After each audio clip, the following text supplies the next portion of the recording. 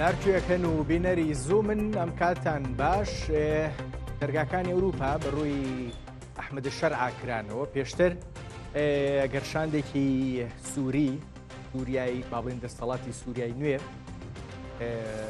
چوو بێ بۆ ئەوروپا ڕاستیەکەی وەزیری دەرەوە چوو هێشتان دوودڵ بن لەوەی دەرگاکان بۆ ئەحمەد شەرع بکەنەوە پێشوازی لێ بکەن بەڵام فەڕەنسا وەکو یەکەم وڵاتی ئەوروپی ئەبێ بە یەکەم وێستگەی سەردانی دەرەوەی ئەحمەد شەرع بۆ وڵاتانی ئەوروپا بە دڵنیاییەوە ئەوروپیەکان دەمێکە با بڵین قسەی خۆیان قسەی بنەڕەتی خۆیان لەبارەی ئەوەی کە ئەیانەوێت سووریای دوای ئەسەد چۆن بێ هەندێک خاڵی بنەڕەتیان زیاد لە جارێ دووپات کردوێتەوە و لە کۆنفرانسە تایبەتەکانی تایبەت بە دۆخی سووریا بوو بێ یان لە کۆبنەوە دووپۆڵیەکانە بوو بێ بە دڵنیاییەوە بە دەسەڵاتی تازەی سووریان وتووە بەڕاستی و داواکاریانە کامانەی جێبەجێکراون تا ئێستا ئیمانوێل ماکرۆن بە فەرمی ئەحمەد شەرع بانگێشتی فەڕەنسا کۆشکی ئەلیزیە بکە و کۆبێتەوە لەگەڵیا زیاد لە جارێک کۆمەڵی خاڵی بنەڕەتی بۆ دیمەشق دیاری کراوە بۆ بەشداریکردن بە پێکاتەکان حکومەتێکی کۆکەرەوەی گشتگیری بە بەشداری با بڵین پێکهاتەکانی سووریا و مەسلەی ئازادیەکان پەرامکردنی جۆرێک لە ئارامی بۆ پێکهاتەکان بەڕاستی ئەمانە لە سووریایە کامیان جێبەجێ کران تا ئێستا ئەوروپیەکان بەو دڵنیاییەوە دەرگا بۆ ئەحمەد شەرع بکەنەوە کۆ ببنەوە لەگەڵ یا بە دیوەکەی دیکە ئەم کردنەوەی دەرگایە بۆ ئەحمەد شەرع بۆی بچێ بۆ ئەوروپا بۆ فەڕەنسا بۆ مانادێک کە ئیتر لێی ڕازین یان نەخێر جۆرێکە لە با بڵین بانگێشتێک بۆ دووپاتکردنەوەی ئەو داواکاریانەی یان ئەو تێڕوانینانەی کە پێشتر ئەوروپیەکان و ڕۆژاواییەکان لەباری سووریاوە هەیان بووە لەو نێوەندەیە بە دڵنیاییەوە تێگەیشتنی جیاوازی با بڵین هەرێمی بۆ سووریا هەیە تێگەیشتنی جیاوازی نێودوڵەتیش کارەکەن لە سووریا هەموو ئەمانە بەریەکەوتنیان هەیە لەو نێوەندەیە ئەوروپیەکان بە دیاریکراوی فەڕەنسا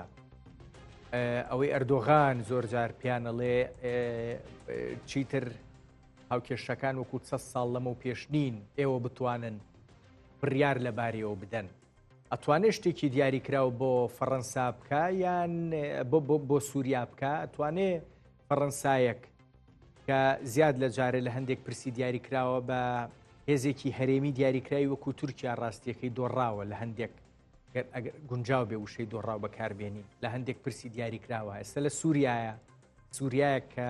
تورکیا بە بەهێزی لەو نێوەندای بوونی هەیە فەڕەنسا هاتوانێت شتێکی دیاریکراوە بەسەر سووریەکانە بەسەر شەرع بسەپێنێ شەرعێک کە پەیوەندێکی زۆر باشی لەگەڵ تورکیا هەیە تێگەیشتنە ئەوروپیەکە و فەڕەنسیەکە ڕاستیەکەی دەتوانن شلەتێن بن یان یەکگرتوو بن لەگەڵ کام تێگەیشتنە هەرێمیەی کە لە سووریا کاری بۆ کرێ و تا چەند ئەمریکیەکانیش جۆرێک لە دەستکراوەییان بۆ فەڕەنسیەکان فەرام کردووە بۆی بتوانن لە سووریایە شوێنپێکی دیاریکراویان هەبێ لەم نێوەندەیان دەرگاکردنەوەی بۆ ئەحمەد شەرع ئەگەر جۆرێک لە قووەتی ڕاستیەکەی سیاسی و دیبلۆماسی پێبا لەبارەی کوردەوە چی تا چەند ئەمە جۆرێکە لە هێزیش بۆ دانوستانە ناوخۆیەکانی سووریا بۆ حکومەتی دیمەشق جا دانوستان لەگەڵ کووردا بێ یان دانوستانەکانی داهاتووی کە پێدەچێت لەگەڵ دروست یان هەر پێکاتێکی دیکەی سووریا بێتە ئارا من هەموو ئەمانە لەگەڵ دوو میوانە گفتوگۆ کە نەواف حەسەن ئەندامی نوێنەرایەتی ئەنەکەسێ لە هەرێمی کوردستان بە ڕێزیان لە هەولێرەوە لەگەڵما بێ پێم وا بێ کاکۆشانیشمان لەگەڵا بێ کۆشان ئەلی زەمان ماستەر لە پەیوەندە نێودوڵەتیەکان لە پاریسەوە لەگەڵمان نابێ بەڵام هێشتان ئامادە نەبووە گرفتێکی دیاریکراو هەیەکەی ئامادە بوو ئەویش بە دڵنیاییەوە ئەخینە نێو گفتوگۆکەوە بەڕێز نەواف حەسەن سڵاو دێبێ هیوادارم زۆر باش بی بەخێر بیتەوە بۆ زووم ئەم سەردانەی ڕێزت هەیە ئەم سەردانەی ئەحمەد شەرع بۆ فەڕەنسا ڕاستیەکەی ئەم بانگێشتەی فەڕەنسا بۆ ئەحمەد شەرع و چوونی بۆ کۆشکی ئەلێزێ لە چوارچێوەی پێشهاتە سیاسی و دیبلۆماسی و سەربازیەکانی سووریای نوێیە ئێمە چۆن بیخوێنینەوە چ خوێندنەوەیەکی بۆ وەکرێ؟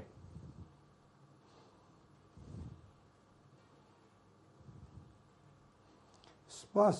سلااف ڕێز بۆتە بۆ هەموو کارمەندێ قەناڵی زووم. وڵا ینی چۆنی دەسەڵاتی سووریای تازە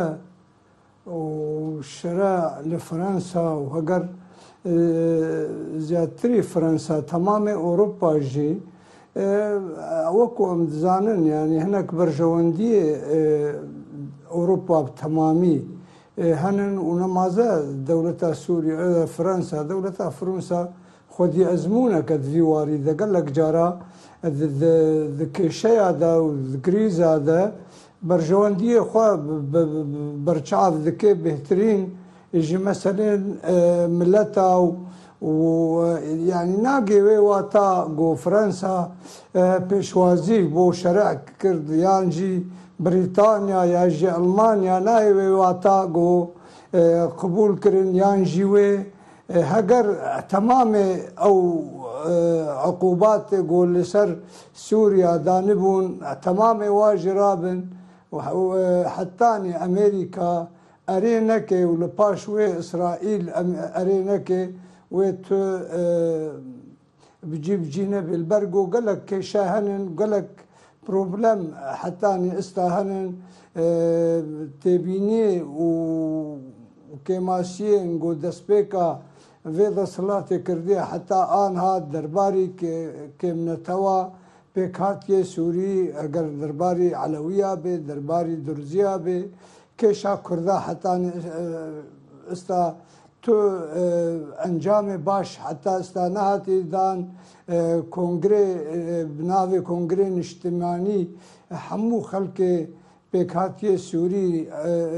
ziyadtirî wan قسا کردن حتی دستور دمکی آ سوریا تمام ملت پێکهاتیە سووری بەرژەوەندیە وان بەرز نەواف من دێمە سەر ئەو داواکاریانەی کە ئەوروپیەکان تێدەبجی بژی نەبوون باشە من دێمە سەر ئەوانە ڕاستیەکەی دانە دانش باسییانەکەینەوەی ئەوروپیەکان بە تایبەت فەڕەنسا چی داوای لە ئەحمەدی شەرع کرد و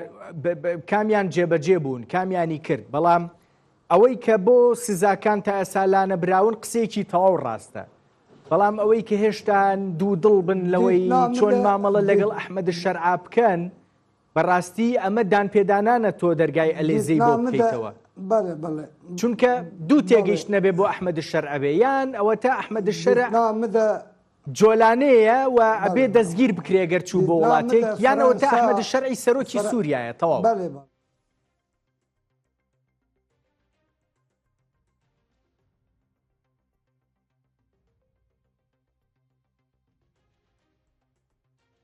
کاک نەواف پێم وا بێ گرفتێکمان بۆ دروست بوو لەگەڵ نەواف حەسەن ئەندامی نوێنەراتی ئەنە کەسە لە هەرێمی کوردستان کاکۆشان حەزرە ئەوڕێیان باش کاک کۆشان عەلی زەمان ماستەر لە پەیوەندیە نێودەوڵەتیەکان سلااوت لێ بێ هیوادارم زۆر باشبی بەخێر بێ بۆ زووم ئێوەش ئەم با بڵێن دەرگاکردنەوەی ئەوروپیەکان فەڕەنسا کە باسی فەڕەنساکەی گاڵتە نییە ڕاستیەکەی کاڵێ ئەوروپا تۆ ئەڵمانیا فەڕەنسا و بەریتانیاش بە دڵنیاییەوە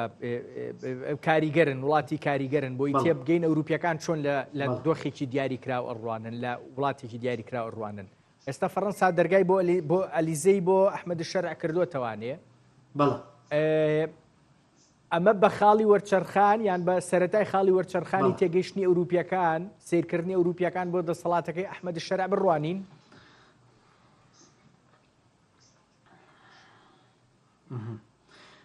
بەڵێ سوپاس بۆم دەرفەتە کاگڕنج لە ڕاستیدا توانین بڵێن سەردانەکەی ئەحمەد شەرع یاخودە و بانگەشتەی کە ماکرۆن کردوێتی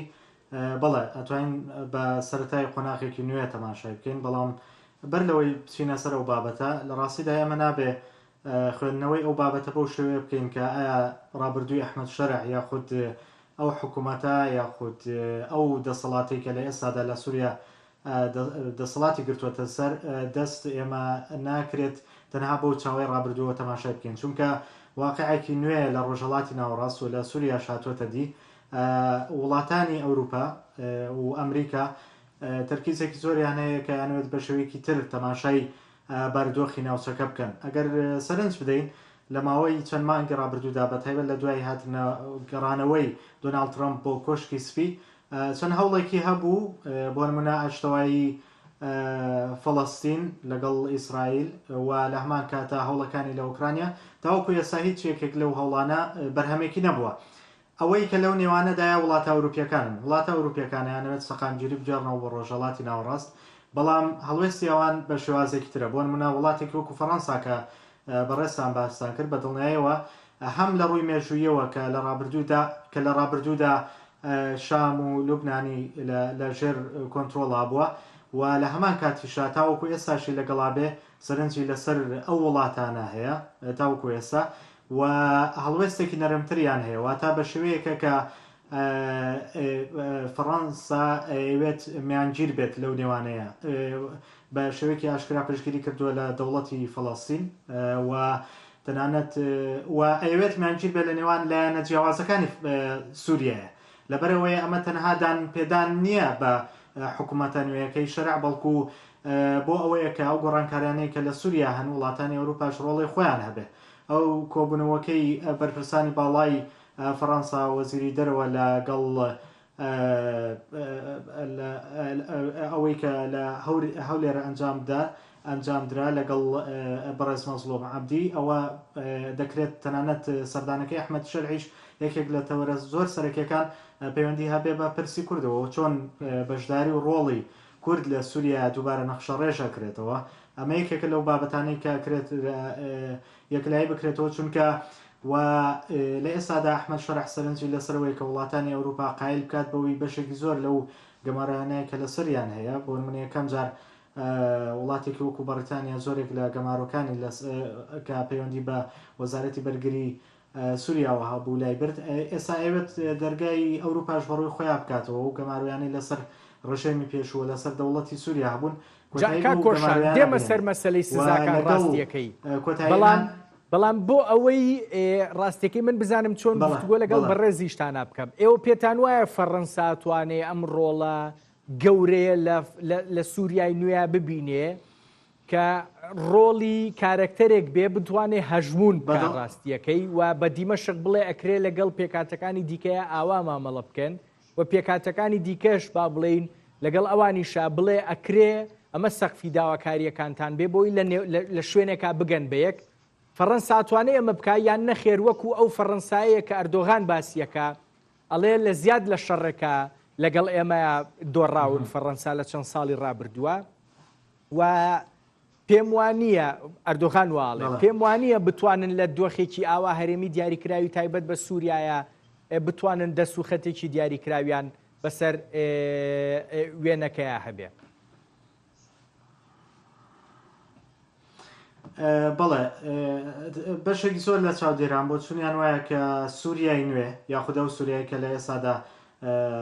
شەرع سەرۆکایەتیەکە تا ڕادەیەکی زۆر وەلایەکی تەواوی بۆ تورکیا هەیە وەلایەکی تەواوی بۆ تورکیا هەیە بەڵام وڵاتانی ئەوروپی بەڵێ بەدڵنیایەوە ئەیانەوێت کە بە تەواوی لەژێر دەستی تورکیایە بێتەوە ئەمەش لە ڕێگەی ئەو ڕێککەوتن نامە سەربازی و سیاسی و ئیقلیمی نێودەوڵەتیانێک کە لەگەڵ سووریا ئەنجامیەدەن لەگەڵ حکوومەتی نوێی سووریا ئەمە بەو شێوەیە توانن بەدی بێنن. فەڕەنسا بەڵێ توانی کاریگەری هەبێ خۆی ئەو بەهۆی ئەو بارودۆخە اقتصادی کە ئەڵمانیا لە ماوەی لە ڕووی حکوومەتی ئەڵمانیاشەوە لە ماوەی چەند مانگی ڕابردوویە ڕوبەڕووی بووە هەژمونی ئەڵمانیا لە ڕۆژهەڵاتی ناوەڕاستە ڕادەیەکە توانین بڵین یاخود جمو جوڵە نێودەوڵەتیەکانی تا ڕادەیەک سنووردار بوونەوەی کە لە ناو وڵاتانی ئەوروپەیە بە شوەیەکی زیاتر ڕۆڵی هەیە و وجودی هەیە لە ڕۆژهەڵاتی ناوەڕاست لە ئێستادا فەڕەنسایە و فەڕەنسا بەهۆی هەڵوێستەکانیەوە لەسەر مەسلەی پرسی فەڵەستین لەسەر مەسلەی پرسی کورد تا ڕادەیەکی زۆر هەڵوێستێکی میانگیری هەبووە لە نێوان زۆرێک لە لایەنەکانی دیکە و تەنانەت لەسەر هەڵوێستیان لەسەر دروستیەکان کە لە سووریا کە ئەمەشێکێکە لەو پرسانەی کە لە نێوان هەریەکە لە سووریا و ئیسرائیل و تورکیا و تەنانەت فەڕەنسایە بۆ چوونی جیاوازەیە. فەڕەنسا وڵاتێکی گەورەیە لە یەکێتی ئەوروپایە و ڕۆڵی کاریگەری هەیە وەڵام من دواتر دێمەلات کاک کۆشان لەبارەی ئەوەی کە فەڕەنسا ئەتوانێت مەسەلەن ویستی فەڕەنسا بۆ جۆری بوونەکەی تەواجودەکەی لە سووریا ئەکرێت چۆن بێ و واقعەکە ئەتوانێت چی بۆ فەڕەنسا بکە ئەوە گفتوگۆی لەبارەوەکەین بەڵام بەڕێز نەواف حەسەن دێمەوە لای تۆ بمبورە پێم وا بێ گرفتێکی دیاریکرا و دروست بوو وتت ئەوروپیەکان بەرژەوەندی دیاریکراویان لە سووریای تازەیە هەیە بۆیە بە دڵنیاییەوە دەرگا بۆ ئەحمەد شەر ئەکەنەوە بەڵام لەو نێوەندەشە با بڵێن کۆمەڵێک لە داواکاری و تێگەشتنی دیاریکراویان هەیە بۆ سووریای نوێ پرسیارە سەرەکیەکە بۆ ئێمە ئەوەیە ڕاستیەکەی لە نێوەندی تحقیقکردنی ئەو بەرژەوەندیانە بەدەستێنانی ئەو بەرژەوەندیانەی ئەوروپیەکان لای دیمەشق بەشێک لە ویستە بۆ نمونە کوردیەکە لە سووریا نابێ بە قوربانی لای ئەوروپیەکان و لای دیمەشقیش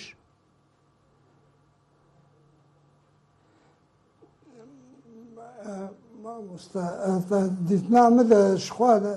بەرژەوەندی فەڕەنسا و هەمووی تەمامی ئەوروپا پرۆبلەمە گەلێک سەرەکە دناواندا هەیە مەسەلەی لاجەعادە و مەسەلەی ئابووریدە ئەڤا یەکەم دووەم چشت هەگەر ڕووسا بن هەگەر غەیری ڕووسا بن شخوا دەولەتێن خودی باندۆر و خودی ڕۆل دەستپێکا شۆڕەشە سووری ئێگ و ناوچا سوورەی دەبوون هەموو هەو بەش بن تەوافقەکی ئەف گوهربوونا گوهرتیا چێ بوویە دەرکەتنا بەشار هەموو تێدا هەو بەشن و هەر دەولەتە کوێل بەرژەوەندیە خوا بگەڕێ ji بۆ بەرژەوەندیە wê bicî bicê lê belê hege hetanî bercewendiyê wan bicî bibe nabê Sûriya vegerê Sûriyak wekû dema Beşar el Esed yan jî Sûriyak berî 2011 divê Sûriyak taze bê heger aramî çê bibe heger berjewendiyê hemû dewletan evê got baş têde zirar û xisar û hemû çeşitîtin heger êgo layê rejîmê sekinîn heger êgo layê opozisyonê sekinîn her yekî bi qasî xwe temenek baş daye ji bo xatirê Sûriya pêşerojê nabe Sûriya bizîvirê weke 2011 yan weke dema Beşar el Esed divê hemû pêk hatiye Sûriya û aramî çêbê hemû pêkhatiye Sûriya xwedî maf bin û xwedî heq heqê wan cî bibe bi çi şêweyî gorazemendîk hebe hetanî aniha vê demê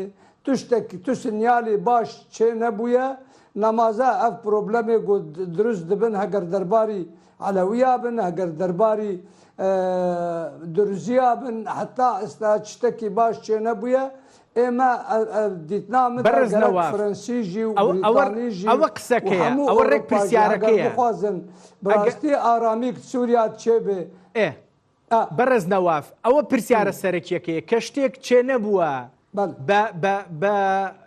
با بڵێن بە ئاراستەی ئەو داواکاریانەی ئەوروپیەکان لە ئەحمەد شەرعیان هەبوو یان خودی پێکاتەکانی سووریاش بە کوردەوە لە ئەحمەد شەرعیان هەبوو خێرە ئەم باوەشکردنەوەیە بۆ ئەحمەد شەرع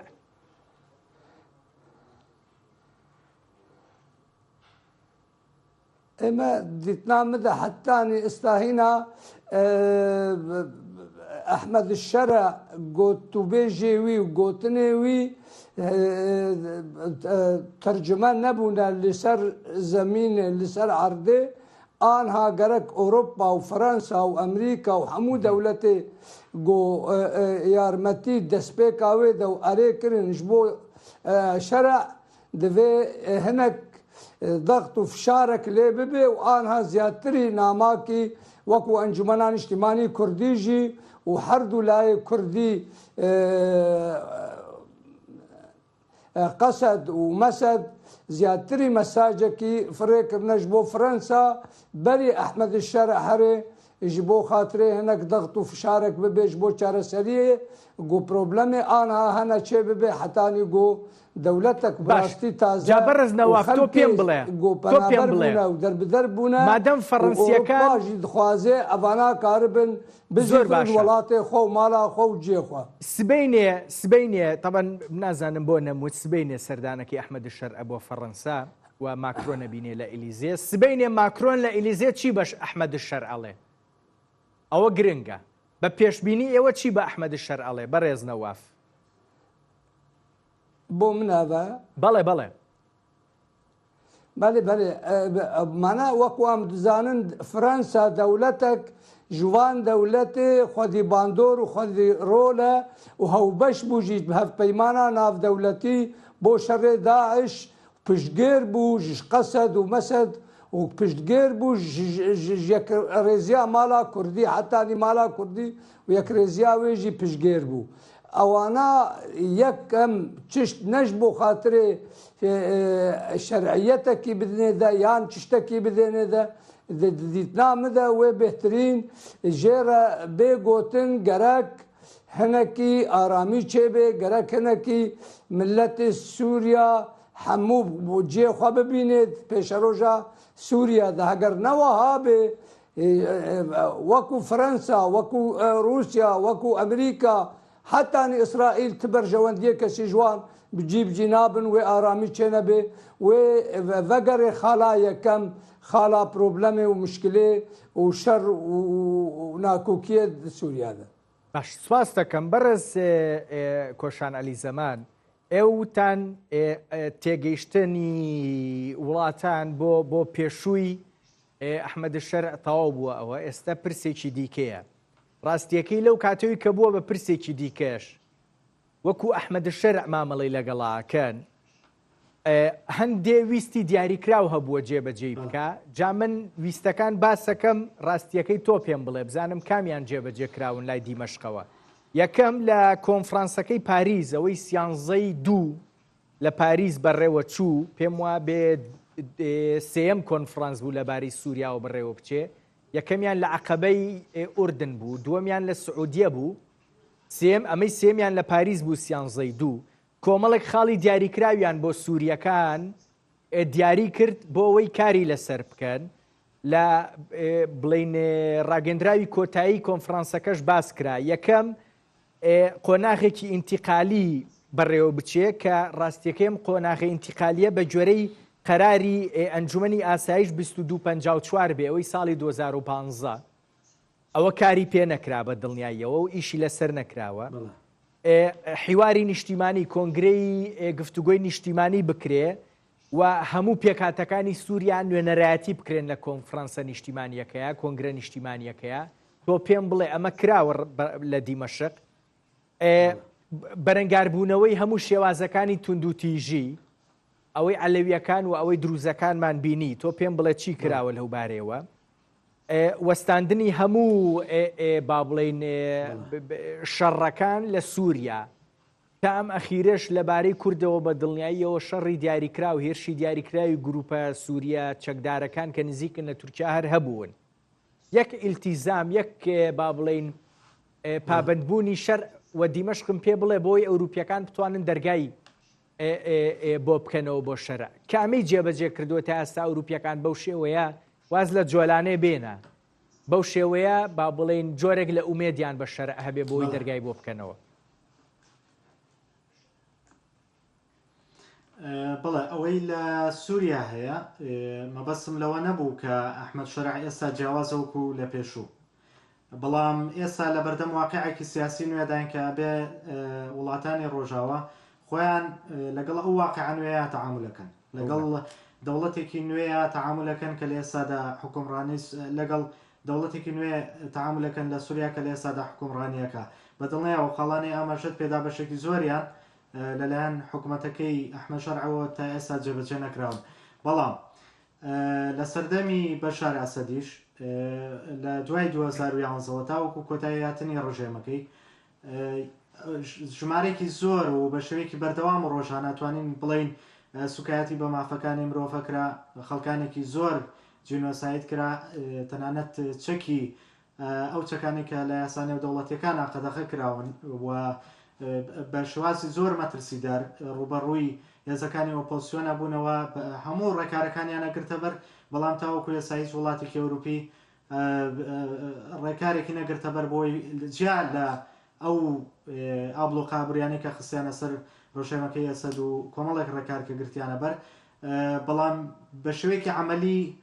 جوڵەیەکی سەربازیان نەکرد بۆ وڵاتەمە. بەسم لەو خاڵەیە یەک شتە، ئەویش ئەوەیە واقعێکی نوێ لە سووریا هاتووەتەکایەوە کە وڵاتانی ڕۆژاوا ئەیانەوێت لەگەڵ ئەو واقع نوێیە مابەڵە بکەن، بەڵام ئەیانەوێت ئیدارەی ئەو واقع نوێ بکەن. ئەمە شۆن کاکۆشان وەکوتم کاکۆشان ئەو ئیدارەدانەی ئەزمونە تازەکەی سووریا بەویستە ئەوروپیەکە مەسەلەن کۆمەڵێک داواکاری لە خۆگرێ، سبەینێ لەو نێوەندەیە چی بە شەرعەوترێ؟ سبەینێ فەڕەنسا بە نزیکەی نوێنەرایەتی تێگەیشتنە ئەوروپیەکە چی بە ئەحمەدی شەر ئەڵێت؟ بەدڵنیەوە مەسلەی پرۆسی دیموکراتیزەکردنی سووریامەیەکێکە لە پێشمەرجەکانی وڵاتانی ئەوروپا بۆی گەمار و اقتصادیەکان و سەربازیەکان و گەماروکانی دیکە لەسەر سووریا لابرن و مافی پێکاتەکان بە کورد و دروز و پێکاتەکانی دیکە شکە لە ئێستادا وەکو پێویست مافیان پێنادرێ. ئەو بڕیارانەی کە لەو سێ کۆنفرانسەی پێشووی سووریا لە سەراستی ئیقلیمی و نێودەوڵەتی ئەنجام دراون لە سەرپرسی سووریا، ئەمەش یەکێکی دیکە لەو تەورانی کە فەڕەنسا جەختی لێکاتەوە. دانوستانی ڕاستەوخۆی فەڕەنسا لەگەڵ کورد لەگەڵ پێکاتەکانی دیکەی سووریایە بەدڵنیایەوە ئەو پەیامە بە شێوەیەکی ڕاستەوخۆ بە شەرع دەگەیەندرێ و ئێمە لە بیرمانەکە چەند مانگێک لەمەوبەر بڕیار وا بوو کە تەنانەت ئەحمەد شەرع بێتە پەرلەمانی یەکێتی ئەوروپا و گفتوگە لەگەڵ بەرپرسانی وڵاتانی ئەوروپا بکە، بەڵام بەهۆی مامەڵەی حکوومەتەکەیەوە ئەو سەردانە هەڵوەشێنرایەوە. تەنها وەزیری دەرەوەی سووریا ئەو سەردانەی ئەنجامدا کە ئەوە یەکێک بوو لە هۆکارەکان بەهۆی مامەڵەی حکوومەتی شەرعەوە. لە ئێستاشدا بۆەوەی گەمارۆکان و مامەڵە لەگەڵ حکوومەتی نوێی سووریادا بکرێ بەدڵنیایەوە ئەوە کرێتە مەرجکە مافی پێکاتەکان بدرێ. حکوومەتی سووریا نازانرێتە ئێستا ئایا شەرع تا چەند ئەتوانێت بەردەوام بێت وەکو وڵاتێکی پاسیڤی تورکیا، ئایا تا چەند بەو شێوێتوانێت بەردەوام بێت؟ بەدڵنیایەوە ناتوانێت تا سەر کاکۆشان بە تایبەتی دێمە سەر ئەو خاڵە، بە تایبەتی دێمە سەر ئەو خاڵە ڕاستیەکەی ئەوەی کە دیمەشق ئەتوانێت خۆی بتەکێنێ لە با بڵین ئەو کاریگەریە هەرێمیانەی لە سەرێتی و جۆرێک لە سربەخۆی بڕیاردان بۆ خۆی بێنێتە ئارەبۆی بتوانێ هەندێک لە تێگەیشتنە نێودەوڵەتیەکان جێبەجێ بکە، یان نەخێر تورکیا وڵاتانی دیکەش ناهێڵن ئەمە بکە. بەڵام بەڕێز نەواف دێمەوە لای تۆ لە مانگی دوو سەرەتای مانگی دوو قەرار بوو ئەحمەدی شەرع سەردانی فەڕەنسا بکە و ماکرۆن بڕیاری یابوو پێشوازی لێ بکە، بەڵام ئەمە با بڵێن دواخرا. لە کۆتاییەکانی مانگی سێە ماکرۆن قسەیەکی دیاریکراوی کردوتی ئامادەم پێشوازی لە ئەحمەدی شەرع بکەم بە شەرتێک حکومەتێکی سووری پێک بێ کە پێکاتەکان لە خۆ بگرێ، با بڵێن ئاوارەکان بگەڕێنەوە بۆ شوێنی خۆیان و بەرەنگاری تیرۆر و توندوتیژیش ببینەوە. بەڕاستی حکومەتی سووری هەموو پێکاتەکانی تیابێ نەمان بینیوە. مەسلەی توندوتیژی وەکووتم هێشتان ماوە، هەم جوڵەی تیرۆر ماوە. ئەمڕۆ دوو ئەندامی هەسەدە بەدەستی داعش شەهید کران لە ڕۆژاوای کوردستان و ئاوارەکانیش بەڕاستی ئەگەر ئاوارەی پێکاتەکانی دیکەی سووریا گەڕابێتنەوە لەبارەی کوردەوە دۆخەکە هێشتان وەکو خۆیەتی. فەڕەنسا ئەم هەنگاوانەی کە تا ئێستا شەرع ناوێتی بە دڵێتی لە کاتێکا کورد گلەی زۆری لەبارەی هەنگاوەکانی دیمەشق و شەرعەوە هەیە.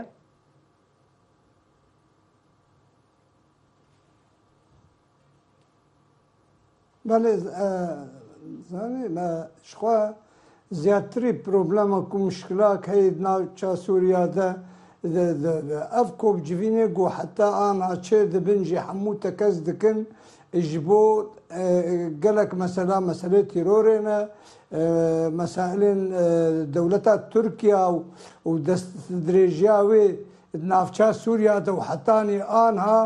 دولتا فرنسا وك دولتك شوني خو شوني أوروبا بهتر أو وكو تخويلك هيا وكو نراتيك وان هاي جلاية كده يعني وحتى أمريكا وإسرائيل جيوي قبول نكن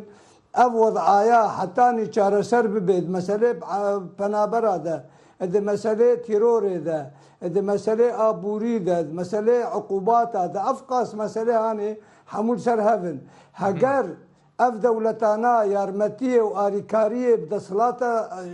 شرع رنكن وتجاري شرع نكاربه تشتكي بك حتى نيجو شرع بك هناك شرط ومرجع هنا ديوان شرط مرجع بتجيبك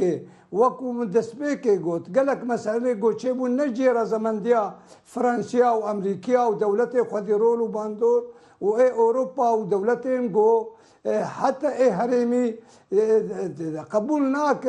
قبولناك دولتها اسرائيل قبولناك ايران سوريا دركت دولتك دي بيت كيف شويه هذا قبولنا بحالاني او نجير زمن ديوانا اجار افانا حمه براستي بس برز نواف بس اسرائيل تكير وبس امريكا شتكير مشكله انا زيادة جاتري قوتا شرع هەست ناکەی وردە خەریکە جۆرێک لە بۆشایی لە نێوان مووقیفی ئەوروپیەکان لەگەڵ مووقیفی ئەمریکی ئیسرائیلی لەبارەی سووریاوە دروستە بێ هێشتان ئەمریکا و ئیسرائیل زۆر بە حەزەرەوە تەعامل لەگەڵ سووریای نوێیەکەن بەڵام نە ئەوروپیەکان وا بینین کراوەترن لەو بارەیەوە بەڵێ ئێمە دیتنامەدا پەلەترە ئۆروپی پەلەترن ji ber ku êwan bixwe problemê wan û muşkilê wan hez dikin pele bikin ji bo ji problem û muşkila penabera te xilas bibin ji bo meselê wanî aborî temam bibin. Bes Amerîka û İsraîl tiştekî diye gelek problemê dihenin yek ji wan problema tedexulî Tirkiya mübaşir ne باكوري سوريا تنهاده حتى بناف شامي وبدا صلاة الجاية قال لك مشاكل حتى نيجو أمريكي وروسي وإسرائيل ودولتين أوروبية حمو نبن يكبر ياري وبيك قراري وتشتكي كاربي بكي نا فرنسا بتنها خو كاري تشتكي بكي نا أوروبا بتنها خو كاري تشتكي بكي هيز وقوات وقرار وبريار وحسم ده أولو تالي ده لكن أمريكا وباش ويدا جي لكن إسرائيل باش سپاس دەکەم بەڕێز نەواف دێمە وڵات بە دڵنیاییەوە کاک کۆشان پێشتر ویستت باسی جۆری با بڵێین بوونی فەڕەنسا بکەی قودرەتی فەڕەنسا بکەی کە ئەتوانێت لە سووریا چی بکە وتم دواتر پرسیارت لێ یەکەم تۆ پێم بڵێ بوونی فەڕەنسا چ جۆرە بوونێکە بێ لە سووریا فەڕەنسا خۆی دەیەوێت چ جۆرە بوونێکی هەبێ و واقعەکەی کە هەشە با بڵێین ئەتوانێت چ شوێنێک بۆ فەڕەنسا لە سووریایە بکاتەوە ئەوە لە کاتێکا بەڕێزنەوە فڵێ ئەگەر ئەمریکا و ئیسرائیل لەسەر هەندێک شتی دیاری کراو ئۆکەی نەدەن ئیتر نە فەڕەنسا و نە وڵاتی دیکەش ڕاستیەکەی ناتوانن شتێکی وا لەبارەی سووریاوە بکەن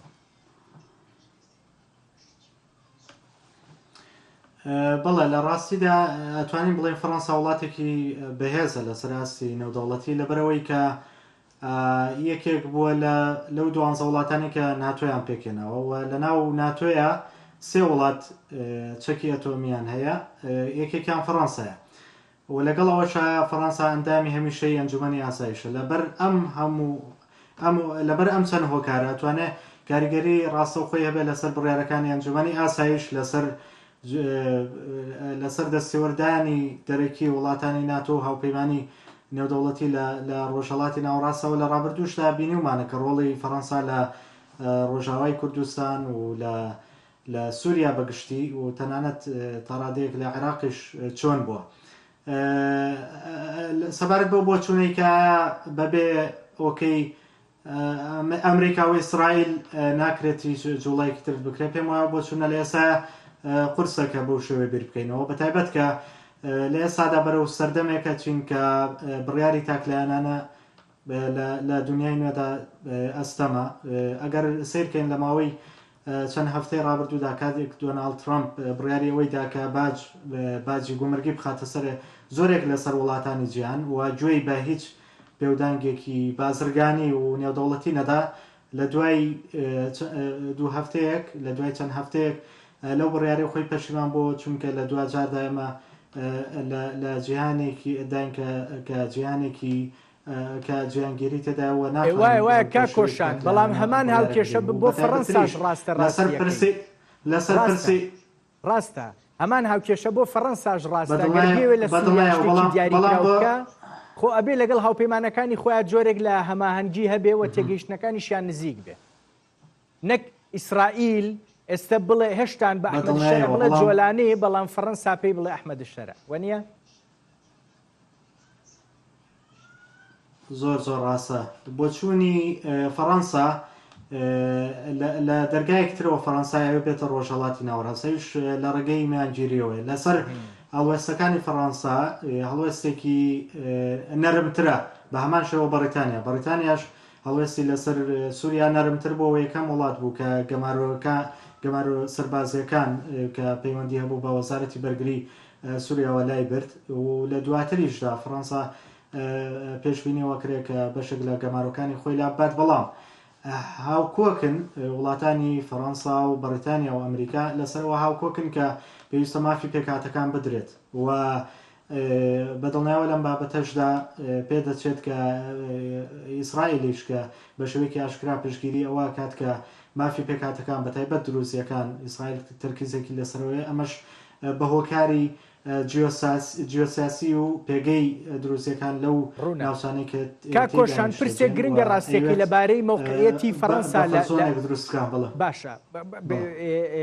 شتێک گرنگە ئەویش بوونی سەربازیە وجودی سەربازیە بۆی لە سووریا بە تایبەتی کە ئەکرێ هێشتان هاوکێشەی هێز با بڵێن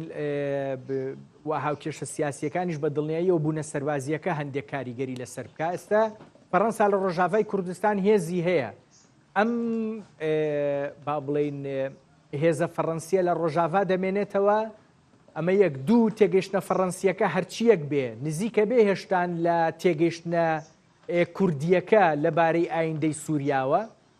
چونکە بە دڵنیایی و نزیکەیەکی دیاریکراو لەو بارەیەوە هەیە لە بینی تێگەیشتنی ئەوروپیەکان و تێگەیشتنی کورد بۆ ئەوەی ئایندەی سووریا چۆن بێ ئەم نزیکیە لە تێگەیشتن بەردەوامە بێ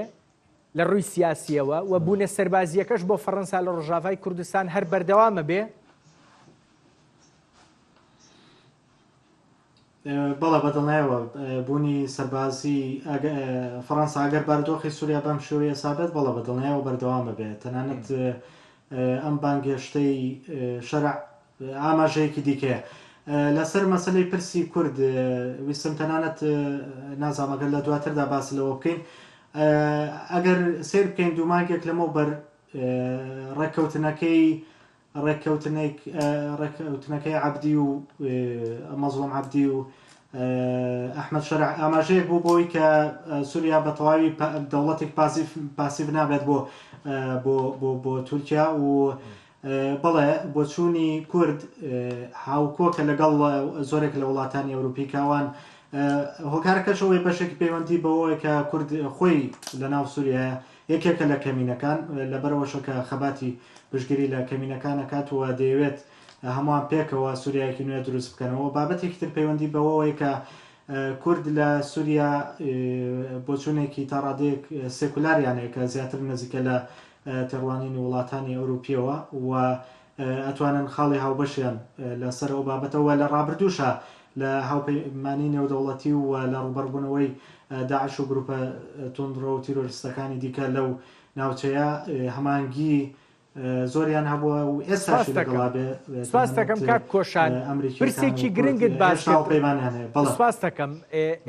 دەرفەتە بووە دڵنیایەوە دێمەوەلات پرسێکی گرنگی دروست کرد باس کرد بەڕێز نەواف ئەویش پابەستی یان پەیوەندی دیمەشقە بە تورکیاوە هەوڵە ئەوروپیەکان بۆ ئەوەن ڕاستیەکەی کە دیمەشق بتوانێت خۆی بڕیاردەری خۆی بێ و ئەو تێگەیشتانەی ئەوان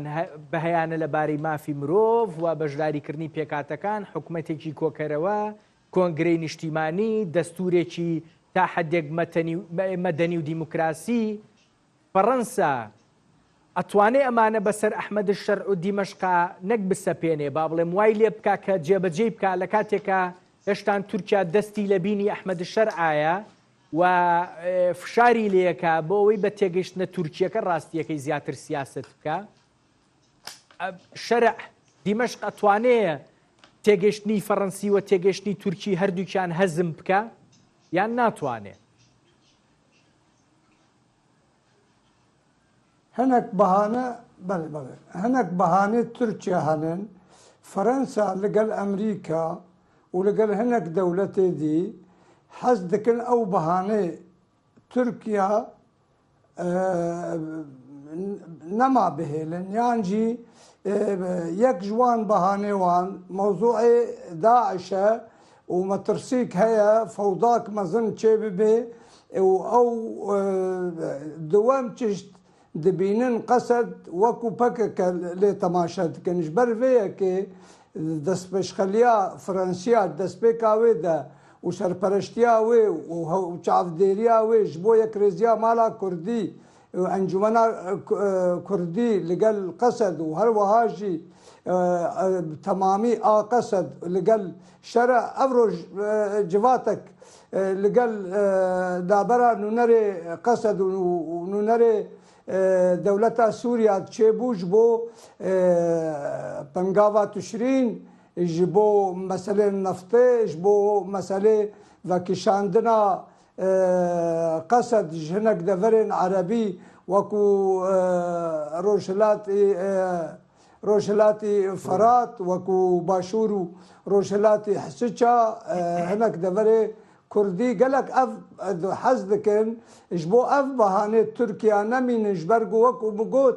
qebûl nabe ne dewlet ne Emerîka ne dewletê derdorê ne dewletê Erebistanê qebûl nakin Êran derketiye Tirkiya bimîne dewletek serete û biryar û qerara Sûriya nav destê wê debe qebûl nabe ji bo îcar problem çê nebe dewleta Tirkiya weke dewletek fermî û xwedîhêz û qewet NATO de ji bo tu nakokî durust nebin hez dikin behanê wê hêdî hêdî ew bikin ew kongrê konferansa got li Qamişlo çêbû yek ser riya got hinek ew behanê Tirkiya ber got Tirkiya dibîne metirsîl ser sînorê wê heye dibîne metirsîl ser Qesedê wexta Qesed tevlî dewleta leşkerê Sûriya bibe û her wiha biryara siyasî bibe hewbeşt bi Encûmena Niştimanî Kurdî re û li gel Cenabê Serok Barzanî û hikûmeta Herêma Kurdistanê wê hinekî bihane û hincetê Tirkiya nemînin îca derbasî heta pê bile kak Newafin be derfetiye zanim ئەو لیژنەی قەرارە دروست بکرێ لە دوای کۆنفرانسی ئەوەی قامشلۆ کۆنفرانسی یەک ڕیزی کورد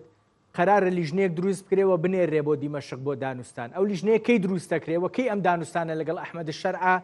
دەست پێیەکە بۆی ڕاستیەکەی هەم بیانوە سیاسیەکان هەم سەربازیەکانی تورکیا چیتر نەمێنێ وە کورد لەگەڵ دیمەشقا خەریکی سیاسەتی خۆی بێ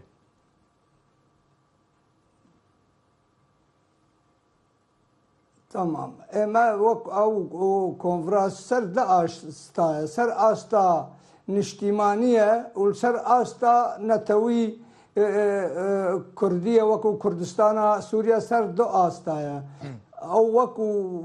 xalê gotê de ser her du astane layê dî civat û rûniştin û daniştina nabera berêz mezlûm û Ehmed Şerع destpêkê çêbûn û êsta jî nûnerê her du laya لەگەل هەفتوو دانیشن ئەوانە دلایێ مەسەلێ لەشکەری دەنێت مەسەلێ داعش دەنێت حەبسێ داعش دەنێت بە حەزاران خەڵکێ داعش حتا ئان هەمەترسیک هەیە هەگەر فەوزاک چێ ببێ وێ دەمێ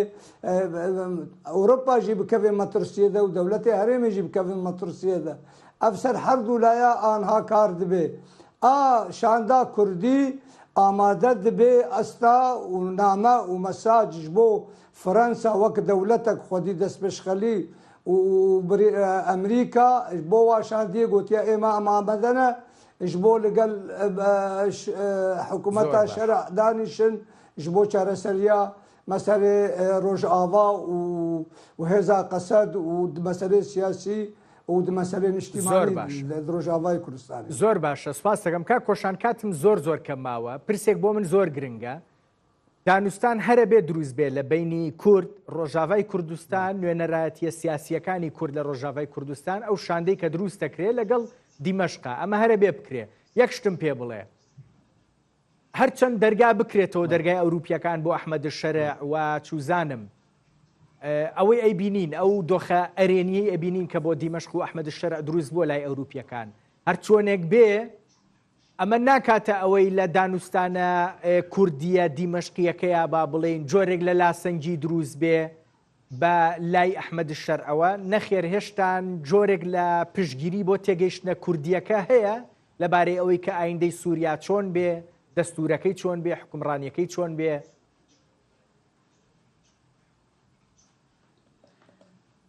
بەڵە بەدڵنایەوە ئەبێ ئەو دانوستانە ئەنجام بدرێ ئەو ڕاستی ئەو ڕێککەوتنی کە لە سەرەتای مانگی ئازار ئەنجام درا ئەکرێ بنەمایەکی زۆر باش بێ بۆ ئەو ڕێککەوتنەوە ئەو دانوستانەی کە لە نێوان کورد و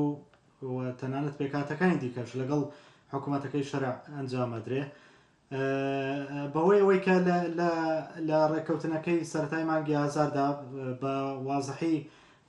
باس لەوە کرابوو کە دان بە مافی کورد لە ڕووی دەستوری و لە ڕووی مەدەنی وەدانی پێدابنرێکەوە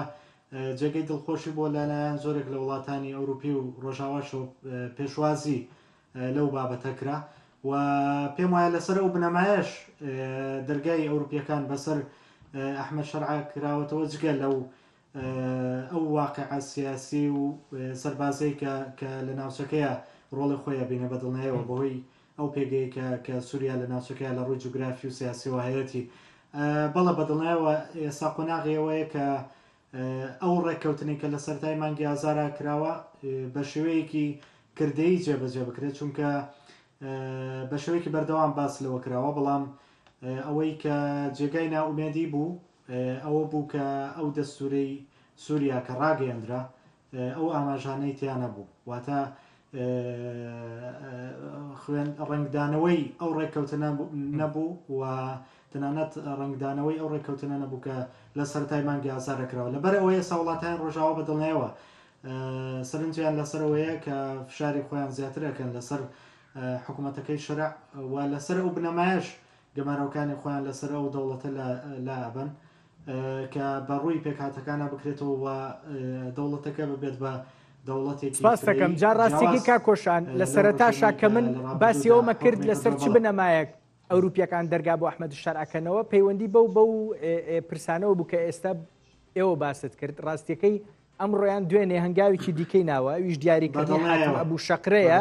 بۆ فەرماندەیی لیوایە کە سەرپەرشتی ڕۆژهەڵاتی سووریاکەوە بەشەی بەدڵنیایی کەڵەن ڕۆژهەڵاتی سووریا لە ڕووی جوگرافیەوە بۆ کورد ئەکرێ با بڵێن پرسێکی هەندێک هەستیار بێ کۆشان عەلی زەمان ماستەر لە پەیوەندیە نێودەوڵەتیەکان لە مانچستەر لە بەریتانیاوە لەگەڵ مابووی گەلک سوپاس دەستت خۆش بێ نەواف حەسەن ئەندامی نوێنەرایەتی ئەنە کەسە لە هەرێمی کوردستان سوپاس بۆ ئێوەش لە هەولێرەوە لەگەڵما بوون تەبەنکەڵم حاتم ئەبوو شەقرە دیارە چێە یەکێکە لە بکوژەکانی هەڤرین